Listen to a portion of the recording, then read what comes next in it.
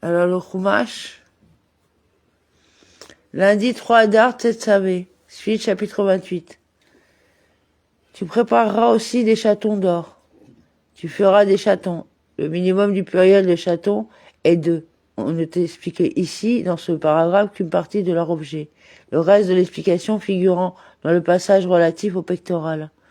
Et 2 chaînettes d'or pures que tu feras en les coordonnant en forme de torsade. Ces chaînettes torsades, tu les fixeras sur les chatons. Des chaînettes, chercherotes d'or. Le mot chercherote a le même sens que cherchelaote, 5 Shabbat 119a. À bout, c'est à l'extrémité du bout du pectoral que tu les feras. Un ouvrage de torsade, un ouvrage que l'on forme en tressant des fils. Ce n'est pas comme les objets faits d'anneaux et de mailles que l'on fabrique pour les puits pour épuiser de l'eau, mais c'est comme les objets percés des trous que l'on fabrique pour les encensoirs, appelés encensiers. En français médiéval, betsa.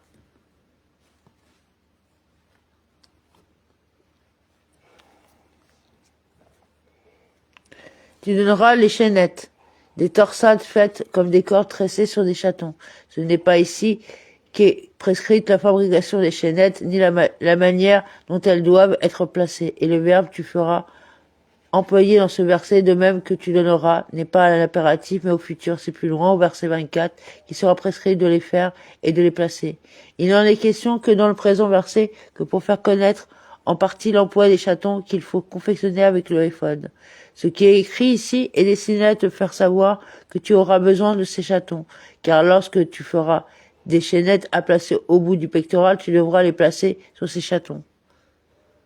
Tu feras le pectoral de jugement artistement ouvragé et que tu composeras à la façon de l'éphod, c'est d'or d'azur, le de pourpre d'écarlate, et de fin retors que tu le composeras. Un pectoral de jugement, destiné à faire expiation pour les erreurs commises dans les jugements. Zévarim 88b. Autre explication de jugement, parce qu'il rend clair les paroles de la justice et que ce qu'il promet est vrai. En français médiéval, de raisonnement. Le mot jugement comporte en effet 3 connotations. L'argumentation développée par les plaideurs, la sentence rendue par la justice et la condamnation prononcée par celle-ci. Que ce soit une condamnation à mort, à la flagellation ou au paiement d'une somme d'argent. Ici, le mot veut dire rendre clair les paroles, car il explicite ces paroles et les rend intelligibles. Comme l'ouvrage du éphod, un ouvrage réfléchi sur 5 variétés. Il sera carré et plié en 2, un empan sera sa longueur, un empan sa largeur. Un empan sera sa longueur et un empan sera sa largeur. Il était doux, Phrase 39.9, et placé par devant sur son cœur comme il est écrit. Ils seront sur le cœur de Aaron, verset 30. Il était suspendu aux épaulières du éphod qui venait par derrière jusque sur les épaules et en se pliant retombait légèrement par devant. Le pectoral y était attaché par des chaînettes et des anneaux comme expliqué dans notre contexte verset 22 et suivant. Tu le garniras de pierreries enchâssées formant 4 rangées sur une rangée, un rubis, une topaze et une émeraude première rangée. Tu le rempliras, étant donné que les pierres remplissaient les creux des chatons que l'on avait aménagés pour elles. On emploie ici le terme de remplissage. Deuxième rangée, un ophèque, un saphir et un diamant. Troisième rangée, un léchem, un chébo et un alama. Quatrième rangée, une tarsonienne, un shoam, un jaspe. Ils seront enchâssés dans des chatons d'or. Enchâssés dans de l'or. Les rangées de pierres seront lors de leur remplissage entourées de chatons d'or de profondeur qui aura été calculée pour être remplie par l'épaisseur de la pierre. C'est ce que veut dire dans le remplissage, à savoir que la profondeur des chatons correspondra à l'épaisseur des pierres, ni plus ni moins.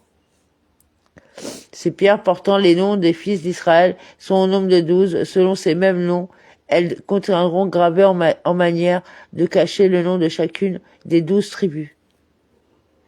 Chaque homme a son nom. L'ordre des pierres correspondra à celui de leur naissance. Le rubis pour Réhouven, la topaze pour Shimon, et ainsi de suite pour tous. Ensuite, tu prépareras pour le pectoral des chaînettes coordonnées, forme de torsade en or pur.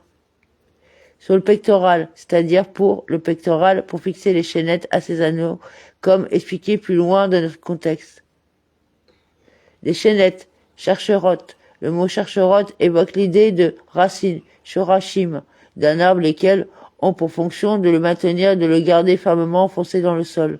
Ces chaînettes, elles aussi, maintiennent le pectoral et l'assujettissent au éphod. Ce sont les deux chaînettes dont il a été question plus haut, verset 14, à propos des chatons.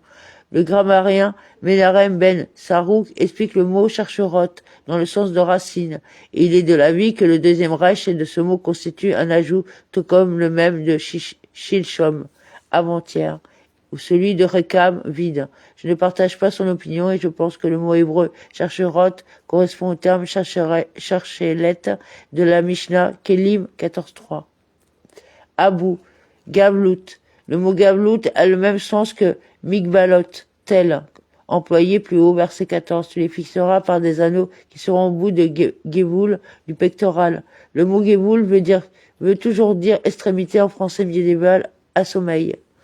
Un ouvrage de torsade que l'on fait en stressant. Tu feras encore pour le pectoral 2 anneaux d'or que tu mettras aux 2 coins du pectoral. Sur le pectoral, pour les besoins du pectoral, pour les y fixer, il ne serait pas juste d'expliquer qu'il devait, dès le début, être fait sur le pectoral, car alors, pourquoi le texte y viendrait-il pour préciser? Tu donneras les 2 anneaux, puisqu'ils s'y trouvaient déjà placés. Il aurait dû dire d'emblée, tu feras sur les extrémités du pectoral 2 anneaux d'or. Il convient d'expliquer de la même manière de la fabrication des chaînettes dont parle le verset précédent.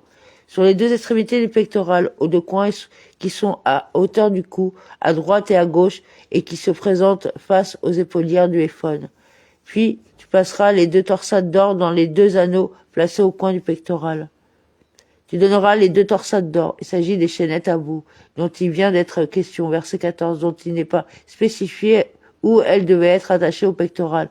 On explique maintenant qu'on les fait passer par des anneaux. Et la preuve que ce sont les mêmes, c'est qu'on n'en reparle pas 2 fois dans la citra Pécouté, Afra 39.15. Et les 2 bouts de chaque torsade, tu les fixeras sur les 2 chatons, les fixant aux épaulières de l'éphod du côté de la face. Et les 2 extrémités, les 2 torsades, les 2 bouts de chacune d'elles. Tu donneras sur les 2 chatons. Ce dont il a été question ci-dessus, entre le passage consacré au pectoral et celui consacré au éphod, et sur lequel le texte est resté muet quant à leur objet et leur remplacement, il a indiqué maintenant qu'il faut fixer dans ces chatons les extrémités des torsades que l'on leur a fait passer par les anneaux du pectoral à droite et à gauche, près du cou. Les 2 extrémités de la chaînette droite seront fixées dans les chatons de droite et de même à gauche pour les 2 extrémités de la chaînette gauche. Tu donneras les chatons sur les épaulières du éphod, un chaton sur chacune de manière que les épaulières du éphod retiennent le pectoral de tomber. C'est sur les épaulières qu'est attaché le pectoral, mais le bord inférieur du pectoral reste encore libre de se mouvoir. Il frappe le ventre et n'est pas bien fixé, d'où la nécessité des 2 anneaux en bas comme expliqué plus loin. En face de son devant, panav, du éphod, ce qui signifie qu'il ne faut pas mettre les chatons sur le côté des épaulières situées contre la robe, mais sur le côté supérieur qui est vers l'extérieur. C'est ce que veut dire en face de son devant, à propos du éphod, car on ne peut appeler panim, traduit ici par devant, ce qui ne se voit pas. Tu feras encore 2 anneaux d'or que tu placeras aux 2 coins du pectoral du bord qui fait face à l'éphod intérieurement.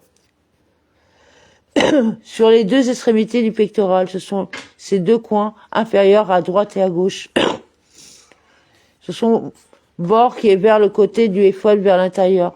On trouve ici 2 indications. La première est qu'il faut les placer aux 2 extrémités du bas face au éphod, car sa partie supérieure ne fait pas face au éphod, étant donné qu'il est près du cou, alors que le éphod se place au-dessus des hanches. La seconde indication est qu'il ne faut pas les placer sur le côté du pectoral qui est vers l'extérieur, mais sur celui tourné en dedans, puisqu'il est écrit vers l'intérieur, et ce côté-là donne vers le éphod, puisque le Kohen se met le baudrier du éphod et que le tablier est plié à l'avant du Kohen, au-dessus de ses hanches, et d'une partie de son ventre, de part et d'autre, jusqu'à atteindre les extrémités du pectoral, dont les bords reposent sur la ceinture.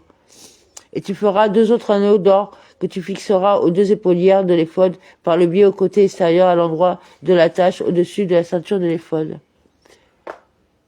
sur les deux épaulières de l'éphod par le bas, car les chatons sont placés au sommet des épaulières de l'éphod en haut, celles qui arrivent sur les épaules à hauteur de la gorge, et elles se replient pour descendre en avant. Quant aux anneaux, il est prescrit de les placer à l'autre pointe des épaulières qui font corps avec le éphod. C'est ce qu'on veut dire vis-à-vis de son assemblage, c'est-à-dire tout près de l'endroit où elle s'attache aux éphods, légèrement au-dessus du baudrier, car le point d'assemblage est contre la ceinture, et ces anneaux sont placés légèrement au-dessus de l'endroit où les épaulières commencent à monter. C'est ce que veut dire le mot au-dessus du baudrier du éphod. Ils font donc face à la limite du pectoral. On fait passer un fil d'azur dans ces anneaux ainsi que dans ceux du pectoral et on les tient attachés au moyen de ce fil à droite et à gauche de manière que la partie inférieure du pectoral n'aille pas se balançant d'avant en arrière et ne le frappe pas au ventre. Le pectoral est donc bien posé sur la robe, en face de son devant, du côté extérieur. On assujettira le pectoral en joignant ses anneaux à ceux de l'éphod par un cordon d'azur de sorte qu'il reste fixé sur la ceinture de l'éphod et ainsi le pectoral n'y vacillera point.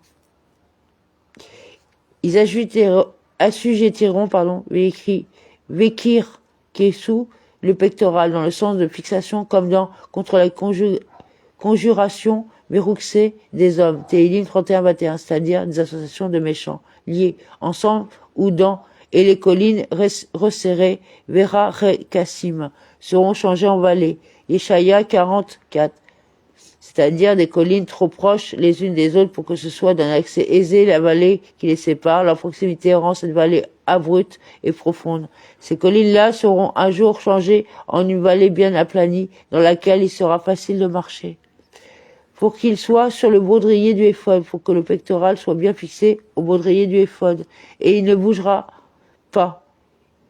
Yizar, c'est-à-dire se détachera. Le mot Yizra, selon Dunash Ben Labrak, a le même sens en arabe.